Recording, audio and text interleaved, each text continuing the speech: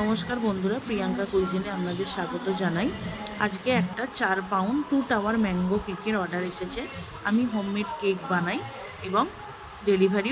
নিচের লেয়ারটা রেডি করছি। প্রথমে 3 পাউন্ড কেকের সেখানে আমি ম্যাঙ্গো ক্রাশ দিয়ে দিয়েছি, যেহেতু ম্যাঙ্গো কেকের অর্ডার ছিল।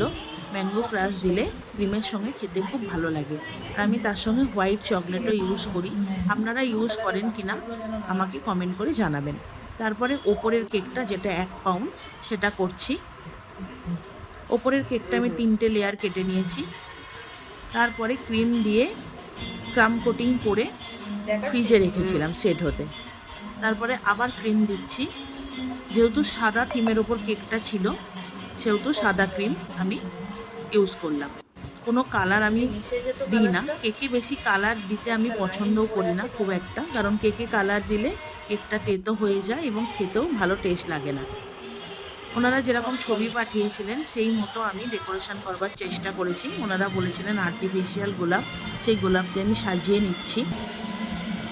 আমি ক্রিমের গোলাপও তৈরি করে দিতে পারি, কিন্তু ওনারা যেহেতু বলেছিলেন আর্টিফিশিয়াল গোলাপ দিতে, সেহেতু আমি এই গোলাপগুলো ব্যবহার করেছি। ফাইনাল লুক কেকটা কেমন হয়েছে দেখে অবশ্যই জানাবেন। লাইক, কমেন্ট, শেয়ার করবেন এবং সাবস্ক্রাইব করতে ভুলবেন না কিন্তু। নমস্কার, ভালো থাকবেন।